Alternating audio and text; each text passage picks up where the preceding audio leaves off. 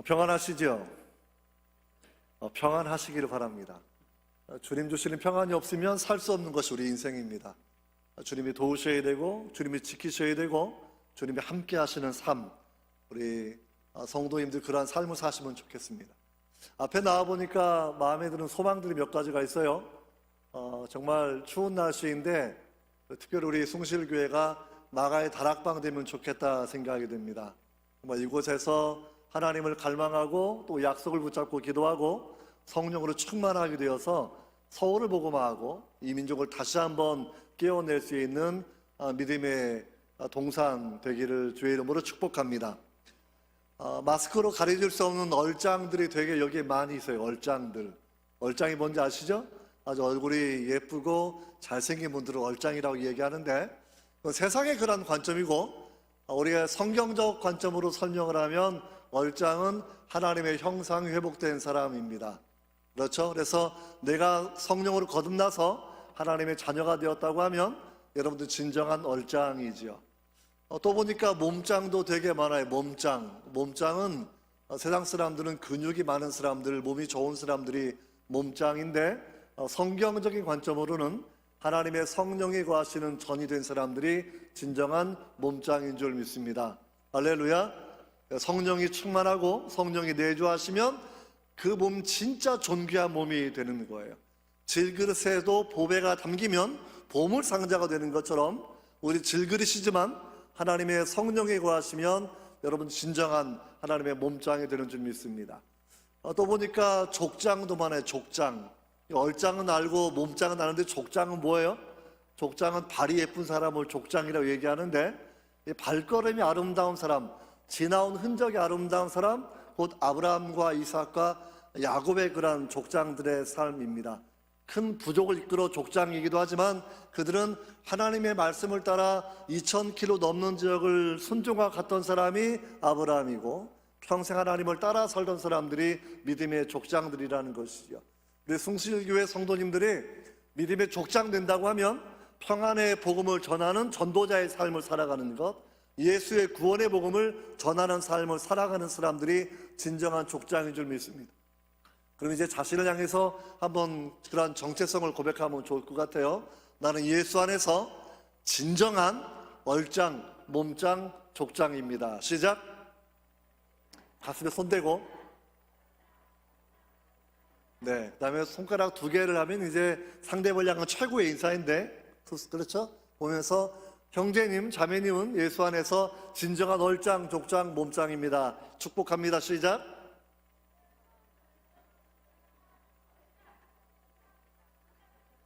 네, 이렇게 잘하는 게도 처음 봐요. 그렇죠? 정말 하나님의 은혜는 우리가 하나님의 자녀가 되는 것이죠. 세상 사람들은 성취를 통해서 자기가 인정받으려고 하니까 성취하지 못하면 굉장히 상실감을 갖고 패배감을 가지고 살아갑니다. 그러나 크리스찬들은 하나님의 자녀로 먼저 세워지고 그 정체성을 통해서 일할 수 있는 능력을 받게 되는 거예요. 할렐루야. 정말 그 은혜가 오늘 임하기를 바랍니다. 오늘 본 말씀 알아보시면 유명한 이야기인데, 그 구약 성경에 유명한 몇 가지 장면, 다윗이 골리앗을 이겼다 이런 장면과 아울러서 갈멜산에서 불이 내렸던 엘리야의 기도의 장면들, 그리고 3년 반 만에 비가 내리는 그러한 장면이 오늘 본문에 기록되어 있습니다. 여러분, 정말 기적이 가능하다라는 걸 먼저 믿으셔야 돼요. 미국에 있는 신학교들보다 독일에 있는 신학교들 좀 더 자유로운 데가 되게 많은데요, 굉장히 유명한 신학교에 아주 자유주의 신학을 가진 공부하는 교수님 연구실 앞에서 갑자기 아멘 할렐루야 막 소리가 막 나는 거예요. 연구실 안이 아니라 연구실 밖에서 나는 그런 소리입니다. 하도 오랫동안 소리가 나니까 그 교수님이 문을 열고 무슨 일인가 바라보니까 어느 청년이 성경을 읽고서 아멘 할렐루야를 반복하는 거야. 자네 왜 그러나? 라고 물어보니까 출애굽기를 읽다가 홍해를 가르시고 하나님이 이스라엘 민족을 구원하시고 이걸 보면서 너무나 마음에 감동이 돼가지고 하나님 능력이 대단하지 않습니까? 교수님 정말 하나님 영광 받으셔야 돼요. 할렐루야 아멘. 그러니까 교수님이 그걸 믿나? 그거는 깊은 바다가 아니라 5인치밖에 안 되는 작은 시냇물 같은 곳을 지난 거에 지나잖아, 이런 얘기하고 문을 딱 닫고 들어가 버리셨어요. 좀 지나고 나서 또 그 청년이 갑자기 할렐루야 아멘 막 그러는 거예요. 제가 물을 내고 나서 자네 아직도 왜 그래? 라고 물어보니까 교수님 얼마나 대단하세요. 하나님께서 5인치 밖에 되는 물을 가지고 이집트의 모든 군병들을 물 가운데 집어넣어 죽게 하셨는데 하나님이 얼마나 놀라우신 분입니까? 할렐루야. 우리가 성경을 읽다가 보면 기적에 관련된 본문이 무려 4분의 1 정도가 됩니다. 하나님을 믿으면 우리는 하나님의 말씀의 창조도 믿고 3일 만에 부활하신 부활도 믿고 동정녀로 아들로 태어나신 주님의 성육신도 믿고 그리고 주님께서 공생애를 사시면서 복음서에 보여주셨던 것처럼 수많은 병자들을 치료하시고 고쳐주셨던 그 사실도 우리는 분명히 믿고 있습니다. 오늘 본문을 대할 때도 마찬가지예요.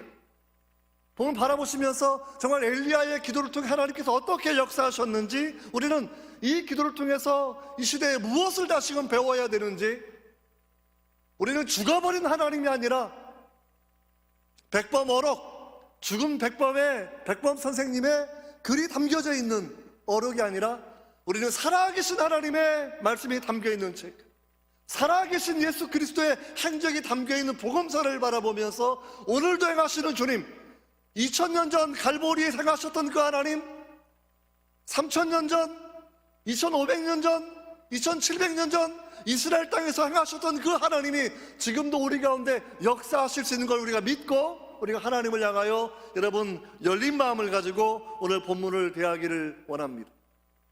할렐루야. 하나님은 살아계시는 분이에요. 하나님은 역사하시는 분이고 하나님은 우리 기도를 응답하시는 그런 분이다라는 부분을 함께 나누기를 원합니다. 오늘 본 바라보시면 배경은 아하방. 여러분 아하방이 어떠한 사람이죠? 우리가 아하방이 갈멜산에서 엘리야와 450명의 바알 선자를 불러 모아놓고 그리고 이제 영적인 대기를 하게 했던 그런 사람입니다.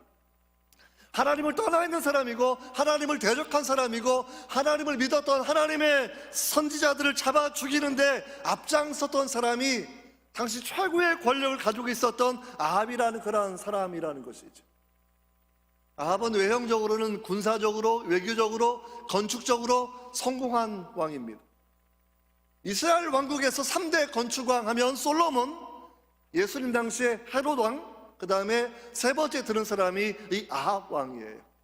대단한 건축의 업적을 남겼던 그런 사람이기도 합니다. 북쪽에서는 아람 왕국이 늘 공격해오고 있었지만 여러 외교와 군사 동맹을 통해서 그 나라를 안정시켰던 그래도 이스라엘 역사 가운데 북부 이스라엘 왕국의 역사 가운데서 안정적이고 굉장한 전성기를 보냈던 사람이 아합 왕이라는 것이죠. 그러나 하나님의 평가가 가장 중요합니다. 아합의 길 하면 하나님을 떠나 살던 우상 숭배자, 하나님을 대적했던 권력자라는 그런 평가가 하나님께서 그에게 주셨던 평가라는 우리가 분명히 바라보시면서 우리가 오늘 그 배경 가운데 살던 엘리야 이야기를 함께 나누어 보기를 원합니다. 여러분 엘리야 선지자를 먼저 생각을 해보시면 마음이 되게 아파요. 왜냐하면 우리는 예수님 때문에 핍박을 받는 시대에 우리는 살아가고 있지 않습니다. 뭐 북한 정도 올라가게 되면 예수 믿기 때문에 죽었던 순교의 역사가 분명히 있지만 우리 대한민국 뭐 코로나 이후에 기독교를 혐오하는 사람들이 종종 있긴 하지만 여전히 예수님 믿기 때문에 핍박을 받고 억울함을 당하는 그러한 사회는 아직은 아닌 것이지요. 엘리야가 살던 시대는 바로 그러한 시대입니다. 하나님 믿는 선지자들이 죽임을 당하는 그러한 시대, 하나님을 믿던 사람들이 흔적을 찾기 어려운 그러한 시대를 그가 살아가면서 그 했던 기도의 이야기, 그 사건이 오늘 본문에 담겨져 있습니다. 제일 첫 번째 우리가 엘리야의 기도의 특징을 먼저 생각해 보기를 원합니다. 여러분 엘리야는 어떠한 기도를 하던 그러한 사람이었을까요? 제일 첫 번째 엘리야는 성경은 말하기에 엘리야는 간절한 기도를 하던 사람이라고 우리에게 말씀을 해주고 있습니다. 야고보서 5장 18절 바라보시면 야고보서가 엘리야를 평가하기를 엘리야는 우리와 성정이 같은 사람이로되 저가 비 오지 않기를 간절히 기도한즉 3년 6개월 동안 땅에 비가 오지 아니하고 다시 기도한즉 하늘이 비를 주고 땅이 열매를 내었다라고 말씀하고 있습니다. 그의 기도의 특징은 간절함이다라는 것이죠. 비가 내리지 않기를 기도하는 것도 간절하게 기도했고, 비가 내리기를 기도하는 것도 간절하게 기도했다라는 거예요. 이 간절함의 특징이 무엇이겠습니까? 목소리를 크게 말하는 것이 간절함이었을까요? 자기 몸을 바알 선지자처럼 찢으면서 아침부터 저녁까지 기도하는 것이 간절함이었을까요? 이 간절함이라는 그런 부분은 사실은 사랑에서 비롯되는 그러한 기도의 내용입니다. 우리는 누가복음 22장 44절을 바라보시면 예수님의 겟세마네 기도가 우리는 기록되어 있는데, 예수님께서 힘쓰고 애쓰고 간절하게 땀이 피가 되도록 기도하셨다라는 거예요. 요즘 많은 사람들은 기도를 되게 건성건성할 때가 많이 있습니다. 한국의 기도원들마다 사람들이 몰려오지 않아서 기도원들이 규모를 아주 줄여가고 있습니다. 80년대, 90년대에 1000명씩, 2000명씩 오던 그런 기도원들도 이제는 100명, 200명도 몰려오지 않습니다. 한국교회가 위기다라고 얘기했을 때 가장 중요한 이유는 성도들의 기도가 줄어들었다라는 거예요. 교회의 기도가 약화되었다라는 것입니다. 근데 엘리야는 이렇게 간절하게 기도했을까라는 것, 단순한 감정적인 단어가 아니라 자기 민족을 향한 사랑의 깊이가 깊었기 때문이에요. 무슨 얘기냐면, 간절함은 사랑과 정비례의 관계입니다. 제 딸아이가 이제 20살인데 그 딸아이가 아주 어렸을 때, 한 4살 정도 되었을 때, 3살, 4살 사이라고 생각이 드는데, 딸아이를 잠깐 잃어버렸던 때가 있었습니다. 밤새워 공부하고 페이퍼를 쓰고 있는데 갑자기 아내가 잠깐 나갔다 올 테니까 애기 좀 봐요 라고 얘기했는데, 그냥 건성으로 그러고 그냥 책 쓰고 계속 보고서 막 쓰고 있는데 갑자기 애기 생각이 났어요. 거실을 바라보니까 애가 없어요. 현관문이 열려 있습니다. 깜짝 놀라가지고 아파트 전체를 뛰어다니면서 그냥 이렇게 진짜 불렀어요. 지희야! 지희야! 순간적으로 머리가 복잡해지는, 이 아이 잃어버리게 되면 이 아이 인생이 어떻게 되는 것일까? 그래서 세탁소에서 우편함까지 아파트 전체를 뛰어다니면서 수영장 다녀도 아이가 없길래 너무 놀라가지고 혹시 길가에 나갔나 싶어서 차를 몰고 동네를 다니면서 지희를 찾는데 애가 없어요.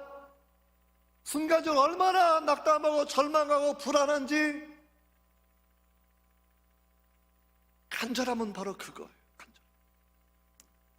나중에 이제 아이가 어디 갔지 생각을 해보면서 아내가 우체국 간다 그랬는데 우체국 가보고 없으면 이제 신고해야지 생각하고 우체국 가보니까 애가 엄마 손잡고 거기 있더라고요.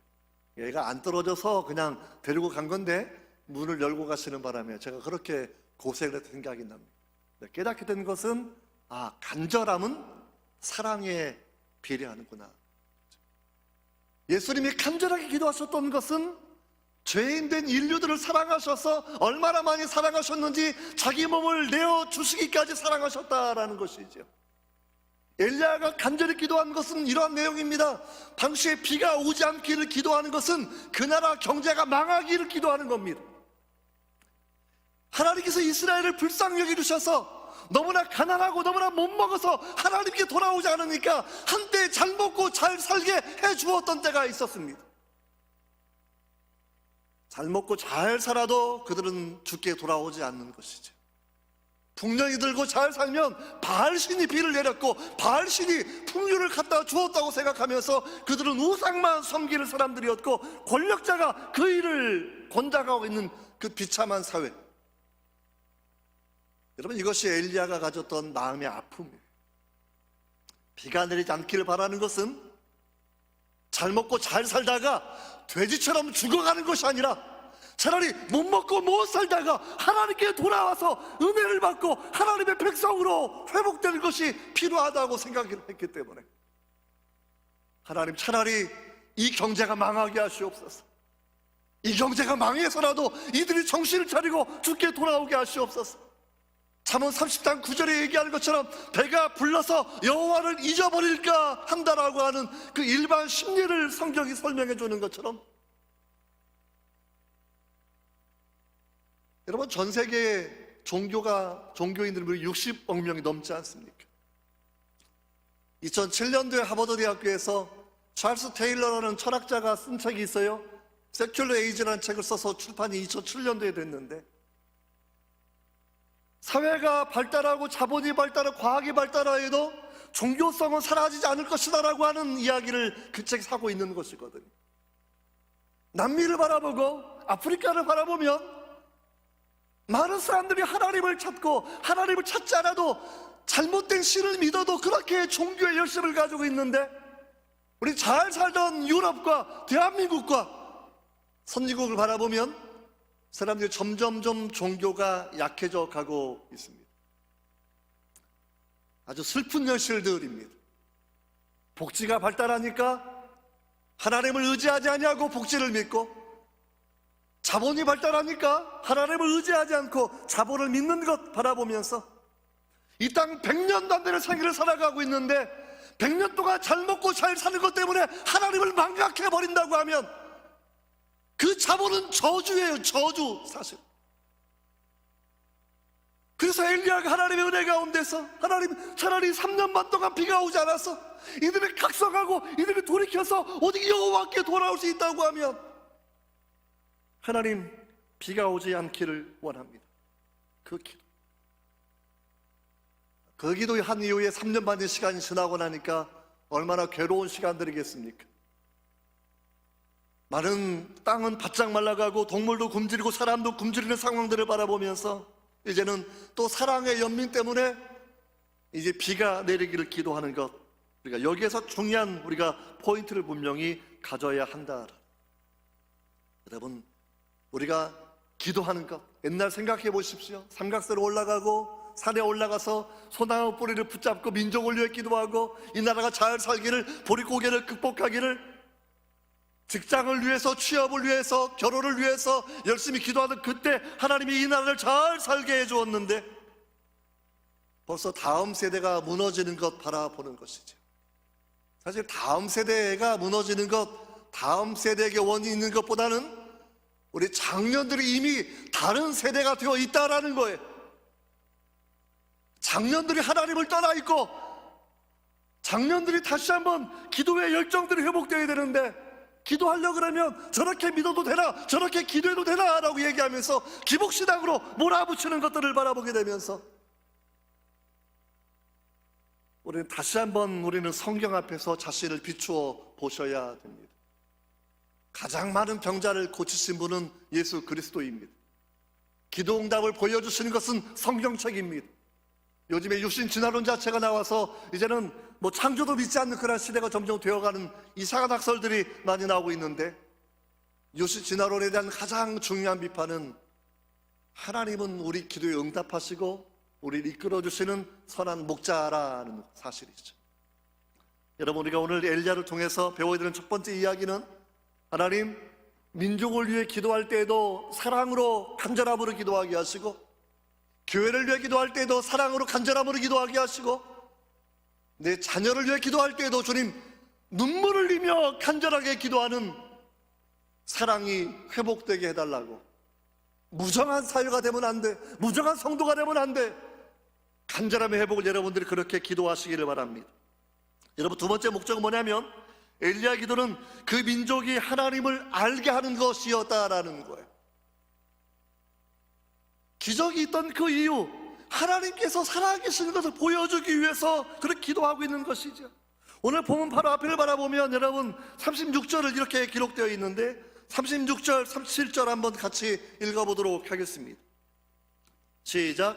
저녁 소재 들을 때에 이르러 선지자 엘리야가 나아가서 말하되, 아브라함과 이삭과 이스라엘의 하나님 여호와여, 주께서 이스라엘 중에서 하나님이신 것과 내가 주의 종인 것과 내가 주의 말씀대로 이 모든 일을 행하는 것을 오늘 알게 하옵소서. 여호와여, 내게 응답하소서. 내게 응답하옵소서. 이 백성에게 주 여호와는 하나님이신 것과 주는 그들의 마음을 되돌이키심을 알게 하옵소서. 이 기도는 이제 우리가 드려야 되는 그런 기도라는 것이죠. 갈멜산에 사람들이 왜 모여있겠습니까? 아합이 왜 왔겠습니까? 아합의 명령에 따라 450명의 선지자가 모이고 많은 백성이 모여서 있는 것, 여러분 왜 그렇겠습니까? 이들이 바라볼 때에는 이제 엘리야 하나 죽으면 다 끝나는 거예요. 제가 미국에서 공부할 때 우리 학교 안에, 베일러 대학교 안에 트루엣이라는 그런 신학교가 있었어요. 트루엣 신학교 학장님, 트루엣 학장님의 이야기입니다. 그분이 한 7천 명 정도 교회를 목회하셨던 목사님이신데, 그분이 자기 후배 이야기를 하시더라고요. 어느 교회 가서 전통 있는 그런 교회 가는데 이렇게 해보고 저렇게 해봐도 사람들이 움직이지 않으니까 젊은 목회자가 너무나 답답해서 신문에 광고를 하나 냈어요. 광고. 교회 장례식이라는 광고를 냈습니다. 다음 주일은 이 교회 장례식으로 드리는 날입니다. 그 교회당의 사람들이 인산인해 꽉 차 사람들이 모였어요. 왜? 장례식이라니까 이제 교회가 문 닫는가 보다 라고 생각하고 사람들이 마지막 예배를 드리려고 모여든 것이죠. 미국 장례식은 뷰잉하는 시간이 있어요. 관에다가 사람을, 그 돌아가신 분이 있으면 화장을 잘 꾸며놓고 마지막에 인사를 하게 하는 그런 시간들이 있는데, 예배 드리고 나서 마지막 뷰잉하는 그런 시간들을 사람들이 줄 서서 지나가고 보게 됩니다. 관 안에는 사람이 들어있지 않고 거울만 하나 들어있었어요. 무엇입니까? 이 교회가 죽어가는 것, 이 관에 누워 있는 것, 사실은 내 자신이 죽어가는 존재였다라는 것이죠. 내가 죽어서 교회가 죽는 것이고, 내가 죽어서 민족이 죽는 것이고, 내가 죽어서 내 자녀가 죽는 것이라는 거예요. 여러분, 기독교인으로 살아가는 거 얼마나 자부심을 가져야 되는 그런 일들입니까? 45년도 11월달 정동교회에서 백범 김구 선생님이 했던 유명한 이야기, 반석 위에 세워지는 나라라는 유명한 여러분 연설이 기록되어 있지 않습니까? 백범 어록을 여러분 읽어보십시오. 그분 이야기하기를 경찰서 10개를 세우는 것보다 교회 하나를 세우는 것이 훨씬 더 좋다 얘기합니다. 새로운 나라는 기독교 정신 위에 세워지는 나라이어야 된다고 이야기하고 있습니다. 김구 선생님만 얘기한 것이 아니라 김구식, 당시에 김규식, 우리 이승만, 서재필, 윤치호, 모든 독립운동 지도자들은 그러한 견해를 가지고 있었어요. 복음 위에 세워지는 나라라는 그런 내용이죠. 여러분, 복음은 그 나라를 만들어낼 수 있습니다. 미국이 1776년에 세워지고 나서 70년도 지나가지고 프랑스에 있는 여번 역사학자 토크빌이 미국을 방문하게 됩니다. 프랑스 외무대신을 지냈던, 나중에 지내는 그런 사람인데, 미국을 방문한 이유는 딱 한 가지 이유예요. 신생국가인데 70년밖에 안 됐는데 유럽에 있는 어떠한 나라보다 잘 살고 큰 나라로 성장하는 것이 너무나 궁금해가지고 그 이유를 역사학자의 눈으로 판단해 보려고 미국을 방문해서 10개월 정도 머물게 됩니다. 대통령 만나고 캘리포니아까지 방문을 하고 미시시피 강도 건너가 보고 국가의 국력을 결정하는 영토, 사람들, 지하 자원들 모든 걸 바라보는 것, 그게 정말 이 나라를 위대하게 만드는 것일까 생각하고 또 생각하다가 한 가지를 불현듯 깨닫게 됩니다. 단순히 영토가 커서 위대한 나라가 아니라, 지하 자원이 많아서 위대한 나라가 아니라, 미국이 짧은 시간 동안 위대한 나라가 되는 길은 뭐냐면 마을마다 세워진 청교도의 설교가들, 설교에 반응하는 청중들, 작은 예배당들을 그가 기억을 하면서 미국을 위대하게 만드는 것은 청교도의 정신이 있다라고 하는 유명한 이야기를 그가 하게 되는 것이죠. 여러분, 그분이 얘기한 것, 우리 한국인이 100년 안에 우리 경험한 내용들입니다. 복음이 들어와서 복음이 이 나라를 바꾸어내고, 청년들의 정신을 바꾸어내고, 가난을 벗어나게 하고, 하나님의 은혜 가운데 정말 이 나라가 잘 되게 해주었던 것, 복음의 능력이고 하나님의 능력이 아니겠습니까? 엘리야는 바로 그것 때문에 사람들을 모이도록 한 것이에요. 하나님이 죽어있는 것이 아니라 우리가 죽어있다는 것이고, 선지자가 죽어서 문제가 아니라 백성들이 죽어서 문제, 그들의 마음과 영혼이 죽어있기 때문에 다시 한번 그들이 여호와 하나님을 하나님으로 고백할 수 있도록 하기 위해서, 권력자들이 하나님 앞에 통회하도록 하기 위해서 갈매기산에 모여라 라고 여러분 그렇게 얘기했고, 여러분 모이는 장소에서 불이 내리는 그런 기적과 아울러서 오늘 본문에서 3년 반 만에 비가 내리는 그런 기적이 여러분 기록되어 있다라는 것이죠. 기적의 목적이 딱 한 가지입니다. 오직 여호와 하나님이 진짜 하나님인 것을 이들로 알게 해주십시오.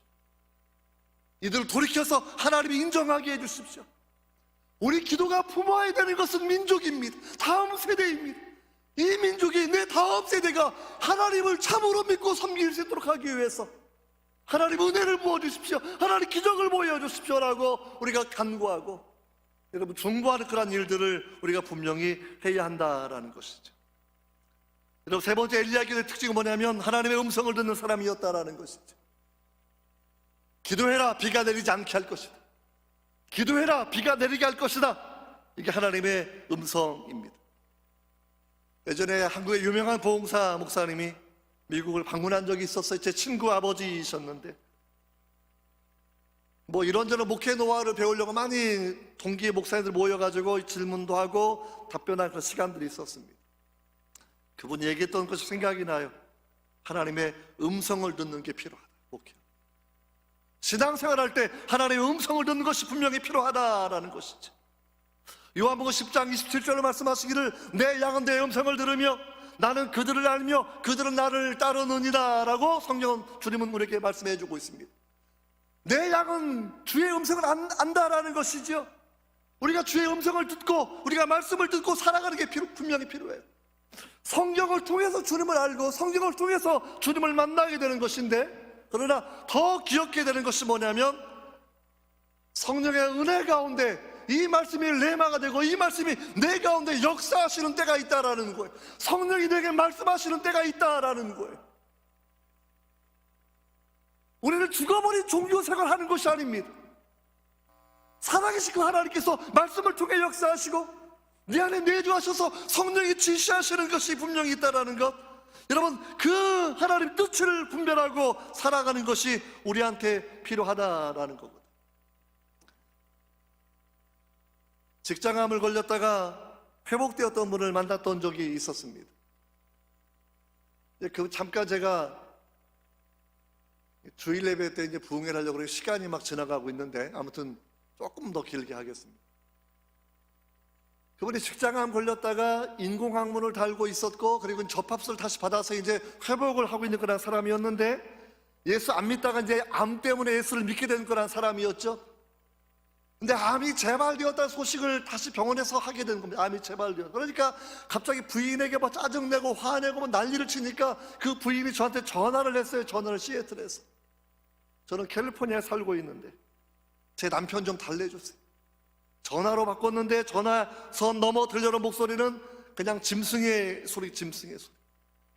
사실 그 심정하면 얼마나 암이 고통스러웠겠습니까? 얼마나 공포스러웠겠습니까? 선생님 힘드시죠? 힘들어요. 기도도 안 되지, 기도도 안 돼요. 그러면 그 마음 그대로 하나님 앞에 토설하는 기도를 합시다. 하나님 불안하고 두렵고 무섭습니다.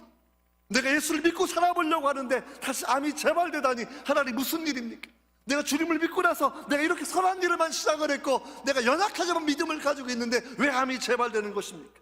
기도하십시오. 네, 며칠 있다가 그분이 교회로 전화를 아침에 했습니다. 당시에 전도사였었는데, 전도사님 내가 주님 만났습니다. 아침에 산책을 하다가 비전이 보인 건데, 산책하다가 구름을 타고 계시는 주님을 그가 만나게 되고, 그리고 하나님의 임재, 누미노제, 거룩함의 임재 가운데 내가 버림받지 않았고 나를 지켜보시는 주님에 대한 그 은총을 받게 되면서 제가 이제 전화를 저한테 얘기하고 이렇게 같이 기도하고 싶어요. 비행기 타고 바로 내려가겠습니다. 그분이 내려온다고 할 때 저는 굉장한 걱정을 하게 됐어요. 내려올 목적을 알고 있었습니다.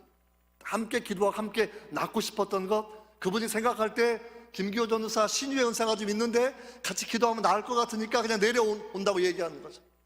공항에서 영접하자마자 기도원을 바로 끌고 가서 2박 3일 중에서 1박 2일 동안 기도원에 있었습니다. 그분은 생식도 먹고 약도 먹으면서 있었고, 저는 1박 2일 동안 긴장해서 하나도 먹지 못하고 금식하면서 성경 공부를 시켰어요. 1대1로. 하룻밤 자고 그 다음날 저녁에 저희 집에 가서 마지막 날 자는 시간 전인데, 마지막 날 성경 공부 제목이 죽으면 죽으리다 뭐 이런 제목이었습니다. 갑자기 주님께 이런 감동을 주시는 거예요. 이렇게 질문해라 라는 거예요. 네가 이번에 낫지 않고 죽을 수 있는데 원망하지 않고 그래도 믿겠느냐? 라고 물어보라고 얘기하셨어요. 그래서 그렇게 물어봐. 선생님, 이번에 낫지 않고 죽을 수도 있는데 그래도 이제는 원망하지 않고 부인 괴롭히지 않고 믿고 가시겠어요? 그분이 살려고 내려왔는데 갑자기 죽음을 이야기하니까 정말 닭똥 같은 눈물을 흘립니다. 입술을 부르르 떨더니 몇 분 있다가 고백을 해. 내가 이제는 원망하지 않고 믿음을 가지고 가겠습니다. 내 마음의 주의 음성이 갑자기 들려옵니다. 이렇게 얘기해줘요. 네가 집에 돌아가고 올라가게 되면 병원에서 너에게 암이 없다고 얘기할 것이다. 오진이 아니라 내가 너를 치료한 거다 라고 하시는 말씀 미리 주시는 내용이었습니다. 그리고 나서 이제 그 다음날 저희 집에서 자고 아침에 이제 7시, 6시쯤 넘은 그분이 일어나셨는데 화장실 또 소리가 들리니까 제가 이제 그분을 또 필요한 거 있는지 물어보려 나갔죠. 근데 갑자기 징그럽게 제 손을 잡고 막 우는 거예요. 제 손을 잡고. 인공肛문 달고 있다가 직장을 연결한 지가 6개월 됐습니다. 6개월 동안 뭐 하냐면 매일매일 혈변을 봐요. 혈변, 피 설사를 계속하고 있습니다. 6개월 만에 처음으로 된 변이 나온 거예요. 피 설사가 멈추고. 어제 말씀하신 것처럼 내가 나은 것을 내가 믿습니다. 그리고 올라가 보니까 병원에서 똑같이 제가 말한 것처럼 닥터들이 이야기합니다. 우리가 정밀 다시 해보니까 암이 이건 있는데 이건 암이 없어졌습니다. 이 사진은 암인데 이건 암이 없습니다. 당신은 나았습니다. 할렐루야. 여러분, 하나님께서 말씀하실 때가 있어요. 저도 심장에 부정맥을 가졌던 사람입니다. 심장이 불규칙하게 뛰면 얼마나 아팠는지 고등학교 때 정상적인 생활이 안 되었던 때가 있었거든요. 그때 내 인생을 주님께 헌신한 날, 주님께 내 인생을 드렸던 날, 주님께 헌금도 많이 드리고 작정 헌금도 하면서 다른 게 부흥회 갔다가 감동된 대로 헌금도 하고 그때 인생을 주님께 올려드렸던 날, 그날이 지금도 잊혀지지가 않아요. 목사님 광고 나오는데 예배 끝나면 그냥 좀 가지 마시고 10분간은 기도하고 가세요. 10분간은. 저희 고등학생이었으니까 집에 일찍 갈 필요도 없고 몸도 아프니까 남들 나가기 기다리면서 10분 동안 서서 기도하고 있는데 내 몸에 뜨거운 전류가 찌릿찌릿한 전류가 흘러오기 시작을 합니다. 몇 분 지나고 나니까 내 마음에 들려오는 음성이 있었어요. 내 심장에 박동을 세워봐. 100번도 넘게 뛰면서 아팠던 심장이 한순간에 60몇 번으로 다운됐습니다. 내 심장의 부정맥을 주님이 한 번에 고쳐주시는 거예요. 여러분, 하나님은 분명히 살아계시는 겁니다. 제 병만 나오는 것이 아니라 저는 목회해오면서 지금 학교에 있으면서도 여전히 하나님께서 사람들을 치료하시는 것, 여전히 기도에 응답하시는 것, 우리가 이걸 분명히 바라보고 있다라는 거거든요. 여러분, 우리 본 바라보시면서 이 엘리야가 하나님의 음성을 듣기까지, 제가 믿고 인내하고 기도하면서 하나님 말씀하실 때까지, 하나님께서 말씀하실 때까지 여러분 그분들이 집중하고 끝까지 기도하셔야 돼요. 바디메오가 주님을 만날 때까지, 전립병 여인이 주님을 만날 때까지 낙심하지 마십시오. 낙심하지 마십시오. 포기하지 마십시오. 포기하지 마십시오. 기도하셔야 돼요. 왜냐하면 하나님은 살아계시기 때문입니다. 여러분, 엘리야가 7번 기도하는 장면도 여러분 기억하시면 좋을 거예요. 7번 기도. 왜 7번 기도했을까? 왜 7번 기도했을까? 우리말 성경 7번까지라고 되어 있는데 그냥 7번이라는 말, 7번이라는 말. 나만 장군이 요단강에 7번을 씻었을 때 병이 치료되는 것이죠. 그 이유는 다른 것이 아닙니다. 한 번 갈 때마다 10%씩 낫는 것이 아니라 7번을 순종했을 때 나아서 하나님이 하신 말씀이라는 것을 경험하게 해주는 그런 놀라운 사건이기도 합니다. 지난 여름에 미국 갔다가 제가 5분 정도만 더 건데요. 미국 갔다가 갑자기 여권을 맡기고 이제 그 플로리다에 잠깐 친구 가족을 만나려고 우리 가족이 휴가를 간 적이 있습니다. 여권을 갱신하려고 이제 신청을 해놓고 갔는데 갔다 왔는데도 불구하고 여권이 새로 나온다는 얘기가 없어가지고 인터넷 조사해 보니까 코로나 때문에 여권 발급 기간 6주, 배송되는데 6주, 총 12주라고 미국 국무성 사이트에 내용이 떠 있더라고요. 그러면 제가 9월 중순에 들어오는데 2학기 강의 시작을 못하는 거니까 이제는 큰일 났다 싶어가지고 그때 기도하기 시작을 했습니다. 뭐 방법이 없죠. 방법이 없고 돌려주는 것도 아니니까. 그때 생각한 것이 엘리야의 기도가 생각이 나가지고 엘리야가 7번 기도한 것처럼 그래 나도 한번 기도해보자. 1시간씩 7번을 기도하는 걸 목적으로 잡고 이틀을 기도를 하기 시작했습니다.